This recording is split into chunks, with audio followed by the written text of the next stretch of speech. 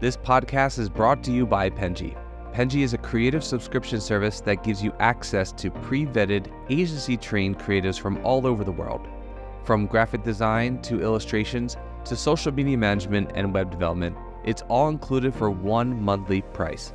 It's time to say goodbye to the hassle of searching for top-notch creative talent. With Penji, you get quality and consistency delivered right to your inbox every day, carefully crafted for you by humans. So meet your new creative team today. Head over to penji.co for more and enter the coupon code located within the podcast show notes.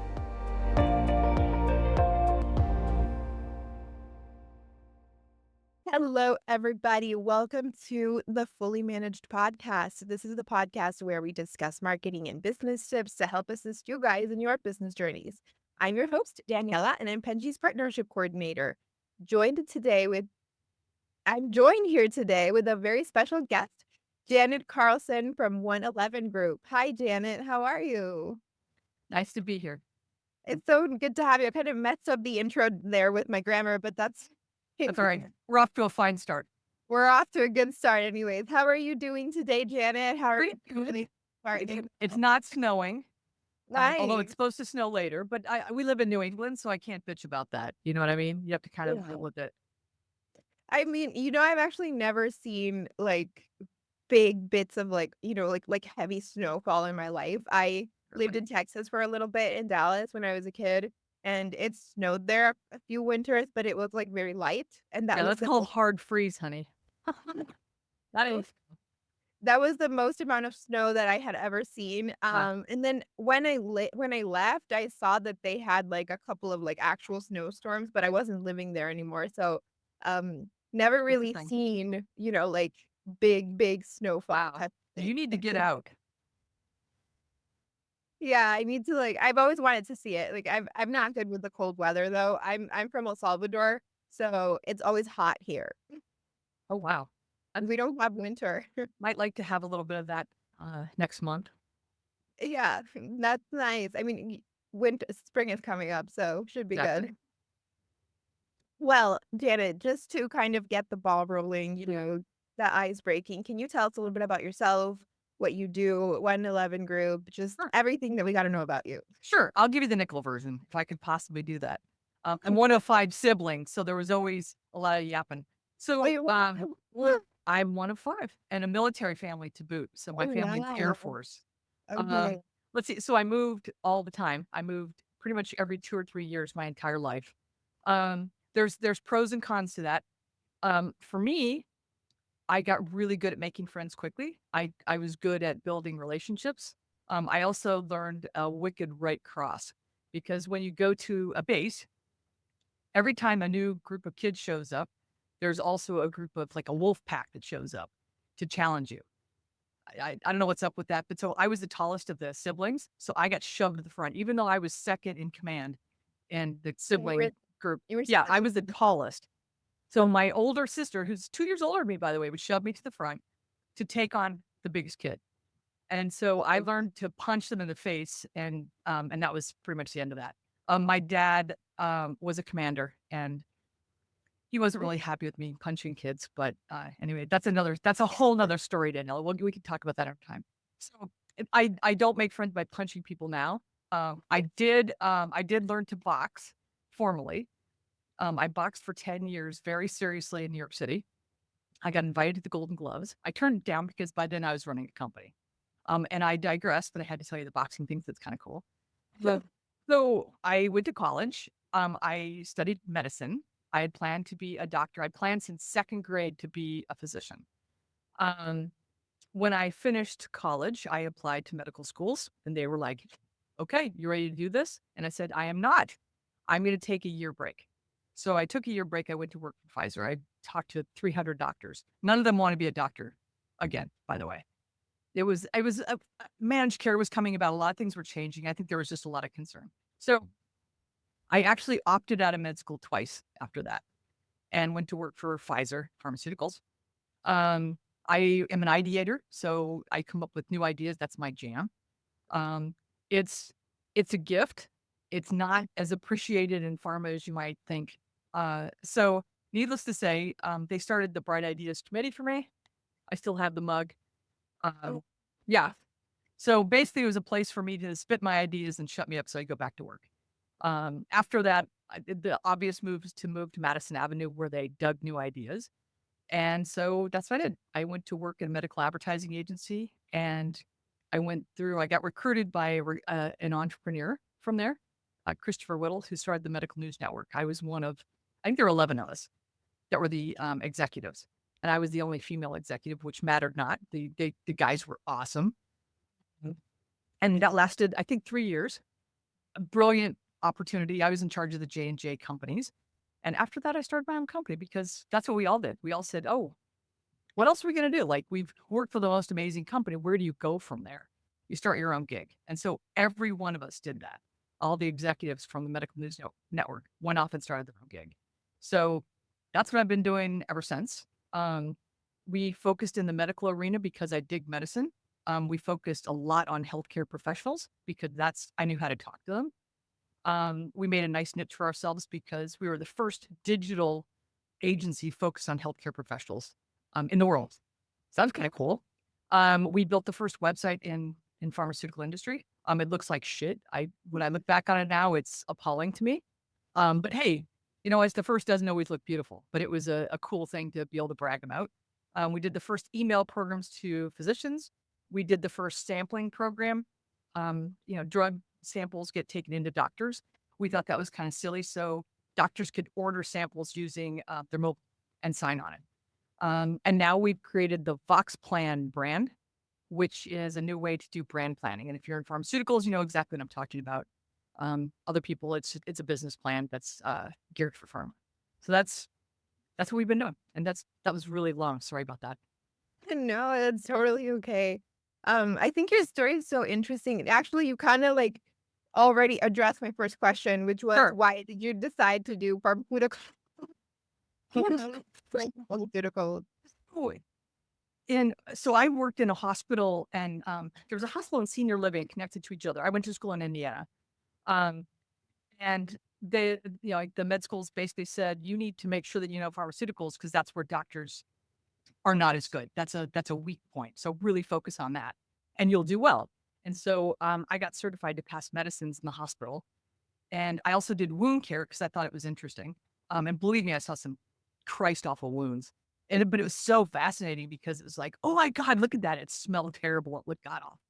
And people would freak out. But I just saw it as a problem to solve and it didn't bother me any, honestly.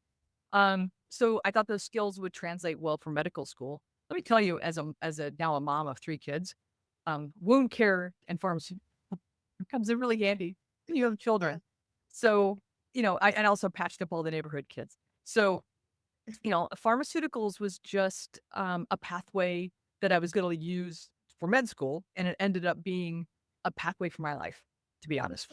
Interesting. Yeah. But I totally agree with like, like wound care and just knowing about pharmaceuticals is so helpful. I'm also a big so we're also 5 kids. And I don't know if you experienced this growing up, but my sisters and my brother, they got sick all the time. Like all the time. I think I was honestly the healthiest one when we were kids. Like I would get sick, but never as bad as my sibling. Oh. But the amount of diseases that my mom just had to sort of face with my siblings and myself, it made her such an expert on medicine and just wound healing Yeah, that just like you can be a whole ass doctor. Like I always say that to I know. like, so much. Well, so 3 of my family members have rare diseases. My mother has homozygous familial hypercholesterolemia. I know it's quite a mouthful, but it's basically super high numbers as far as lipids and cholesterol go. Her total cholesterol I think was over 700. Maybe it was her LDLs. I'm trying to remember. But anyway, um I'm not exactly remembering which number, but it was like a god awful number. So she was actually, we lived in Missouri at the time, and she was actually in studies at the University of Missouri because she was so weird. 2 of my siblings got that gene. I did not. But she started having heart attacks at 30, which is, as a woman, Wow. a childbearing woman, that's very unusual. So, yeah, she was very interesting to scientists and such. So I grew up in a household where I had two brothers that had this gene, and they knew it, that we all got tested. So they knew that my two brothers had the disease, and they started on lipid regulators. I think they were 12, maybe 13, but to prevent them from having heart attacks or for building a plaque. Then I kept looking at one of my brothers, and he's public, he's out with this. So it's okay for me to talk about this. My brother Chuck, I just kept looking at him. We'd be in the mirror, he'd be combing his hair, doing whatever. He didn't have any chest development. He didn't have an Adam's apple. He didn't have underarm hair. And I kept thinking to myself, what the actual hell is going on with this? Because, like my friends, they were skinny, but they had secondary sex characteristics. My brother did not. And Yeah. I kept saying, I think something's wrong with Chuck. I think something's wrong with Chuck. My parents were like, what are you talking about? He's just a slow developer. So my freshman year of college, I took genetics, and we were talking about, like all kinds of different, diseases that come up, chromosomal diseases. And we talked about Klinefelters. And I was like, holy shit, that's my brother. And so I went home on break and I said, Chuck has Klinefelters. And they're like, what in the actual hell are you talking about? I was like, get him checked. They did, and he did. So I diagnosed him with Klinefelter's disease as an 18-year-old. I And know. yeah, rare diseases are very interesting to me. And partly, because my family had to deal with them. I watched Yeah. my brother struggle with some of the side issues, learning disabilities, and he's overcome all of that. He's one of the funniest, kindest, smartest, and most amazing people on the planet. But he has health issues that come from that, one after another. It's crazy. So No, I totally get it. Yeah, like yeah, I think when health is involved, it really sort of influences the person that you are. It really changes you. it's very personal. Yeah, because it's like, and especially if it's something that you have to deal with for like the rest of your life, right? Like if it's a chronic illness, Yeah. it becomes a part of who you are in a way. Yes. Not Sip who you are. yeah, I mean, and he's very clear about that. All my mom and my siblings are very clear about this. This is a piece of who we are. It does not define who we are. yeah, it's not who you are as a whole, but it Correct. definitely influences a lot of the stuff that has happened to you. People around you too. Yeah, I had to eat more for a long time in my family because my mom thought that was better for them. It's disgusting, by the way. That's actually I think it's really interesting that, you sort of were using pharmacy as an avenue for medicine and you sort of found your way of life through it, basically, kind of like, your job. It's very inspiring. I think a lot of people don't always know what to do when the path that they had envisioned for themselves is not the path that's being paved out. Yeah. But I think like stories like yours to me are always super inspiring because it shows you that, not what you had in mind is not necessarily what is best for you, right? Well, no, I have to share that my parents still are very disappointed I didn't get med school, and I still hear about it. And at this point in time, I mean, I actually wrote a manifesto about it because I was like, y'all quit, you got to quit, beefing on me about the med school things. Come on. And so, I actually really stood up and I said, like, there's a couple of things you're not going to discuss with me. Here's a list of 8 items that I no longer want to hear about. I love you, but knock it off. And, like, so they've been pretty good. And I do have my manifesto if I have to bust it out. But, I think that your path gets influenced by a few things. Your family can have a lot of influence on that. At the end of the day, you're the guy who has to show up and do that shit. So if that's not your thing and not your jam, like do something else for Christ's sakes. No one on their deathbed says, I wish I went to work more. Yeah. No one, so and let the path find itself. Like don't get nuts. Like do something to make money and figure it out, but beat yourself up. Absolutely Yeah. not. No, I totally agree. I think it's really inspiring. And I think like when I was doing research on your agency, on like everything that you guys do, um, I mean, even if you're not a doctor, you have obviously helped a lot with healthcare providers and in the healthcare industry. So it's like you're still in the industry and it's what you are doing is a big piece of healthcare. I think sometimes people forget that with stuff like medicine, the only thing that is important is not just doctors because a doctor can be great, but you need someone who's providing medicines. You need, like you need someone who's giving infrastructure for hospitals. Like there's so much that sort A of lot of goes. players. Well, so I mean, I got contacted by a doctor with the World Health Organization. She's focused on breastfeeding and really Okay. making sure that the myths are being busted around health, around breastfeeding and maternal depression and such. So I actually was on a long call with her. She's in Australia, by the way. So Oh, we actually had a call last night. It was 5:30 my time. There was a 16-hour difference, which I find fascinating. But she had great accent. She was huge energy. Like we clicked immediately. And she said, "I need your help. We need to really get the word out more about breastfeeding and bust some of these myths around breastfeeding." I was like, "I'm your girl. I got it. We're figuring out a plan to make that happen." But they left. yeah, no, but it's just amazing, to get a call from a physician from Australia to Yeah, get so far. help from an American Yeah. who runs a medical advertising agency. But we completely clicked. She reached out to me via LinkedIn, which I thought was really amazing. I feel like, well, yeah, like, because I think advertising gets kind of overlooked when you think about an industry like the healthcare industry. Advertising in general is used in every industry, but a lot Yes, of times when you think of marketing, you think of advertising, the first thing that you're gonna think of is a billboard on the street with, like, a beer on it, right? sure, That's, like, sure, the sure. first. Um, but it's a lot more when you actually learn about it, there's stuff like yours where there's agencies who do that. I mean, I was talking to another guy who was his agency was focused on engineering, Mhm. companies who were sort of providing products that were too complex for people to understand, so, like, their advertising was kind of, like, dumbing it down for people Sure, type. sure, sure. It Yeah. was really interesting, and I think, it's agencies like yours that show you that marketing is not just, the billboard on the street or the Instagram ad. There's a lot more that goes to it, right? Well, there's awareness. So there's a couple different Yeah. stages. I mean, there's disease awareness, Mhm, there's drug awareness, there's device awareness, mhm. and then there's making the physicians aware of it so that they can identify the appropriate patient, to then offer that product or service to them. Yeah, I mean, it's obviously, like, I can tell that there's, like, a different approach to it, a lot of different steps, which I think is really interesting. Because, like, yeah, I mean, surface level, when I would if you had asked me maybe, like, 3 years ago, like, if I had to think of some kind of marketing for something, I would probably just been like, I don't know, like, when you see, like, a donut ad, and that's to Sure. me marketing, right? Because Yeah. also as a consumer, you tend to think more about B2C type of companies, Yeah. um, because that's what you're familiar with, right? What Well, you're there's a lot, like in pharmaceuticals, particularly, there's not a whole lot of room you have because it's so regulated. But, like what I find irritating is the lack of sense of humor, um, sometimes the lack of humanity.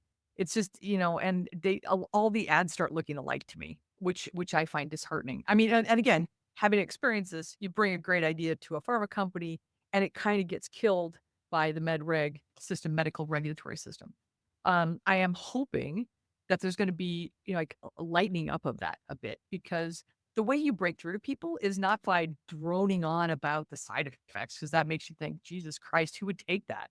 I mean, you watch those ads on TV and you're like, Jesus, Joseph and Mary, like, it gives you a stroke. So, it may be a cause of your death. It's like, oh my God. Like, no, man, I'm gonna go ahead and pass on that, especially if it's something that's non-life threatening, and you could have strokes or God knows what else. It's just, and they go on and on and on. It takes longer to talk about the potential side effects that affected two people, other than the benefits. But there's some categories that could definitely lighten up a little bit. Yeah. And I want to bring more of that levity and humanity to it. We worked with the hospital system. I think there's a lot of, like, I mean, I'm thinking of the depression medicine Mhm. commercials that used to I don't know if they still do them because, like, honestly, I think with streaming services, sort of TV commercials have kind of died a little bit, but I just think of, like, when you would watch TV as when I would watch TV as a kid and I would get those depression medicine commercials of, like, Yeah, you or could anxiety. yeah, like, for anxiety medications, they'd be like, "Yeah, take a Xanax. Your life is horrible," and it'd be like I mean, that the commercials were just so heavy for, like, a 2-minute ad break. I think they were a bit much. At least that was convenient. Yeah. I mean, we've worked in literally every category, and there are a few categories that I wouldn't work in. There's one. Well, I mean, I don't think I'm speaking out of school when I say this. It was one of the early precursors weight loss, and it was very effective, but it had a side effect of explosive diarrhea. I mean, when I talk explosive diarrhea, I'm talking like you literally shit your pants. So, yeah, so I said, "Oh," I said, "So what you're telling me is you can fit in the white jeans, but you can't wear them because you shit in them." You're shaved. Yeah, you shit yourself. And so I was like, "Yeah, that's a no-go. I can't make shitting your pants skinny, yes, but a skinny shit ball." I was like, "Oh, man, well, I can't gussy that one up." I was like, It's That's a no for me." Yeah, so I walked out of that meeting. I just said, "Yeah, it's Yeah, no, but I also feel like in a roundabout way, are you kind of promoting an eating disorder of like, I feel like it's the form of bulimia, except it's not vomiting. I don't I know. think yeah, I I think that was it was a time where I think people were really desperate for a solution. And so they were actually willing to put up with absurd side effects like that. And now, thank goodness, there are new alternatives where there's, as long as, they're very carefully regulated, they really have minimal side effects and they do have an excellent impact and are leading to people having better health. I mean, that's the goal, right? yeah, that's You know? as long as you're not harming yourself, Yeah. I think always great.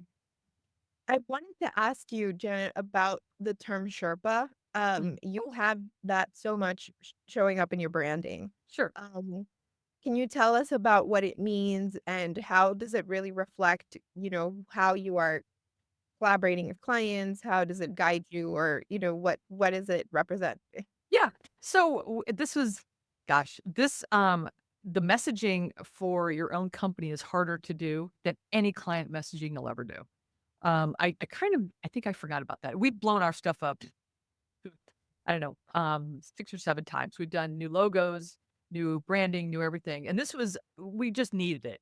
It was just, I think after just blowing off COVID and all that crap. So, we sat down at the table and we were brainstorming new ideas. And like I'd written up I thought some really sexy stuff, if I may say so. And it got shot down big time. And I was kind of pissed. We were at a team lunch and I was presenting, the new ideas and they got shot down. They're like, that's not where we're going. And I was like, wow, you? And I had to like step back. I said, okay, tell me, talk to me about it. And did some revisions, put it out actually to the industry on LinkedIn. And some of it got shot down too. And so I was like, okay, we're not there yet. And we reached out to another group and I said, I need a little bit of assistance because clearly we can't see the forest for the trees, it is what it is. I think most companies suck at writing their own stuff because you can't see your own attributes on some levels. I think once you get the gist of it, I think then you can take it from there. But that Yeah. first kernel of really getting who you are, You're too you got you're too involved. Yeah, it's like somebody said it's like you're on the inside of the mayonnaise jar. You can't see your way out, which I was like, Yeah. okay. Never heard that one, but that I kind of mean, the resonated. mayonnaise part, The interesting. mayonnaise jar. I guess it's because there's stuff on the walls. So I just said, you know what, you're right. And I just said, let's take a step back. Let's talk to our peers. Let's talk to some clients. And we said, well, what are we really doing? I mean, we're guiding clients in the healthcare and pharma space to get to where they are, from where they are now to where they want to go. That's a Sherpa. You're guiding them. Now, there's two ways you can do it. We work with them. Some clients want to like get their main stuff done and they want to carry it out and do it. Totally cool. Some clients want you to do the whole bloody thing. They just said, like, I want you to create it and then I want you to carry it out and I want you to check in with me.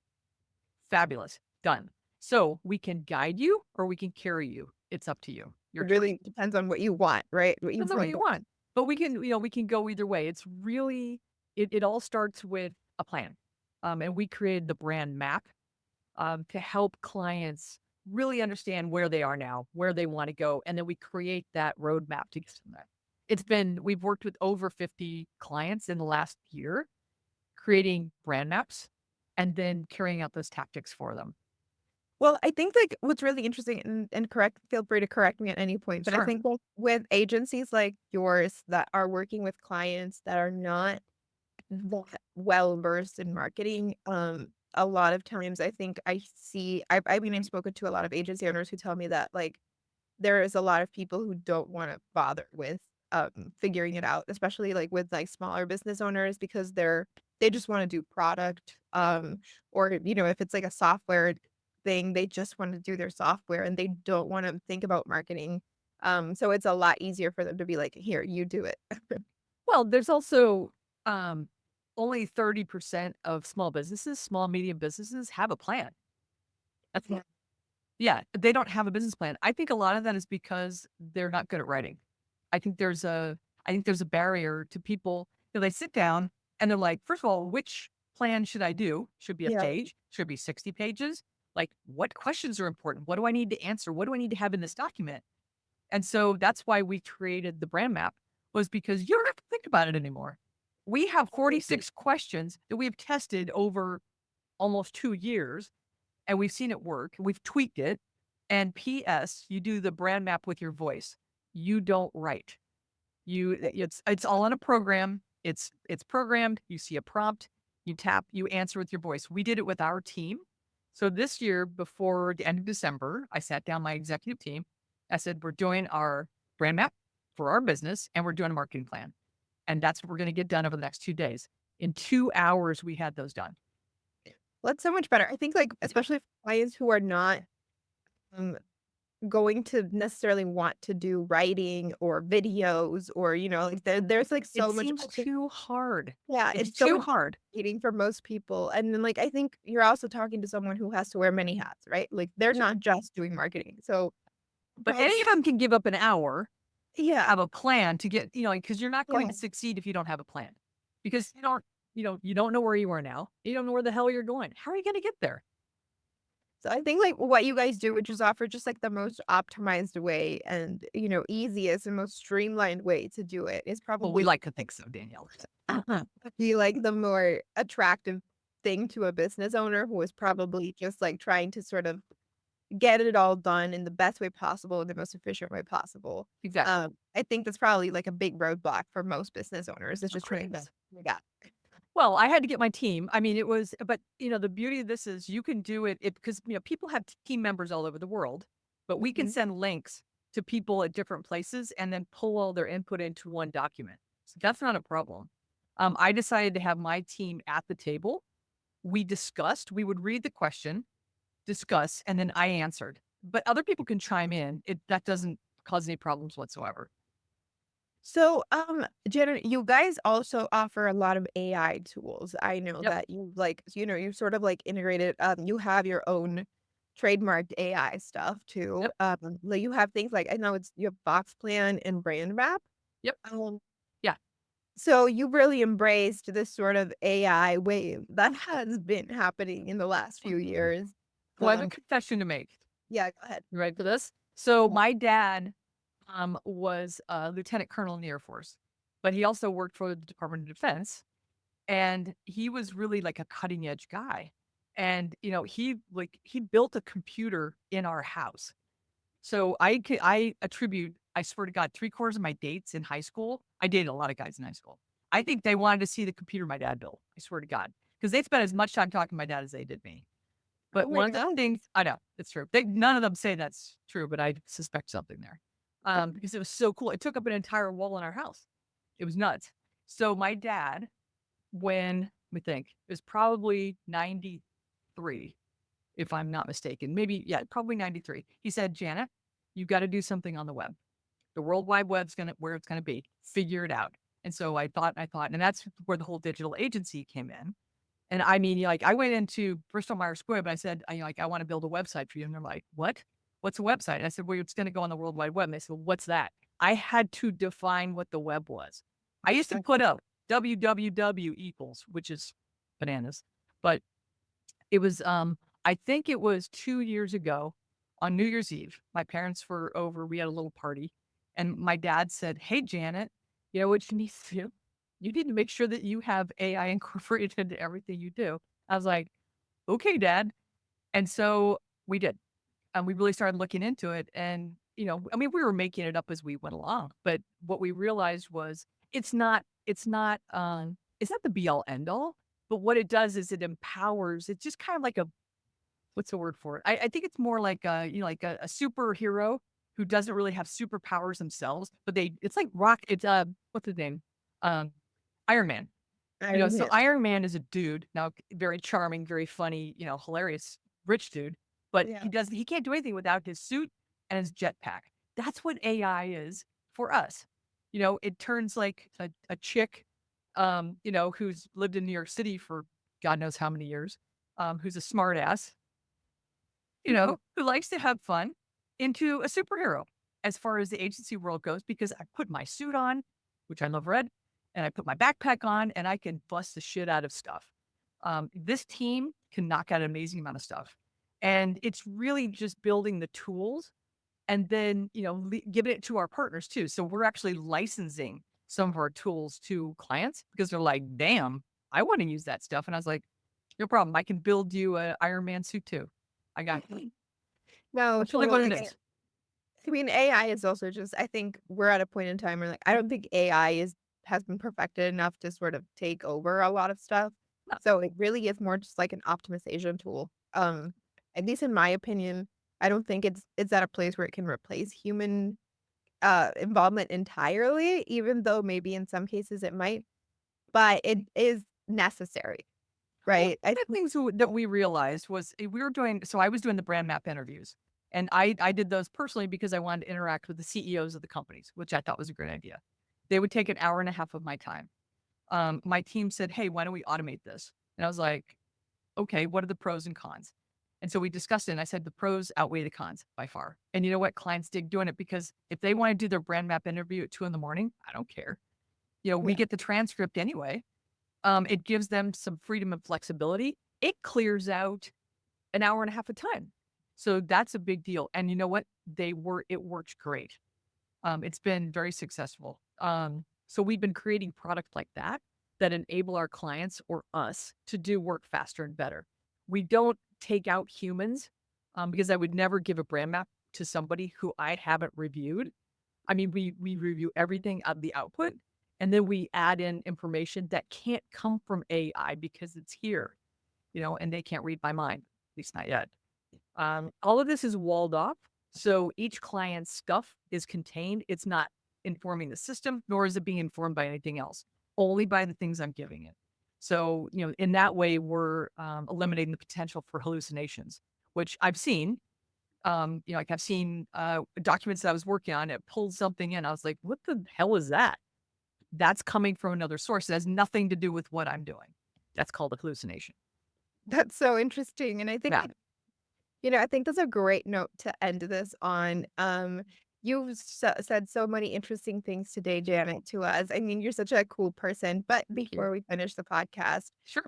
we want to give you the space to plug anything that you want to plug. If anything that we spoke about today resonated with our audience, if anybody would like to talk to you, connect with you, the space is yours. Sure. You know what? I don't feel like I need to too much. We specialize in healthcare.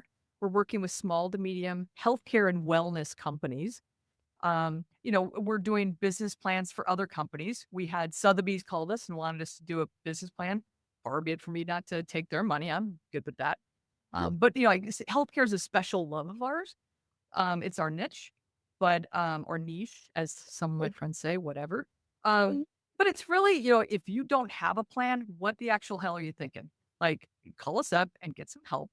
If you want to do everything that we recommend yourself or get someone else to do it, rock on. If you need our help, we're here to help you.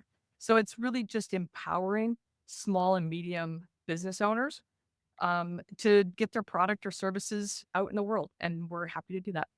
Cool. I will be adding the links to your website and everything to the description of this video so that everybody watching can go and find you easily.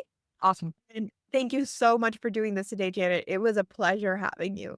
Same here. Thank you so much. It was great fun. It was great fun. All right, guys, I will see you on the next episode. Goodbye. You've been listening to Fully Managed, brought to you by Penji. Check out the show notes to learn more about today's guest, and to learn more about Penji, the human-first creative subscription service, head over to penji.co. And by the way, if you're still listening, it would mean the absolute world to us if you were to share this podcast with a friend, and of course, subscribe.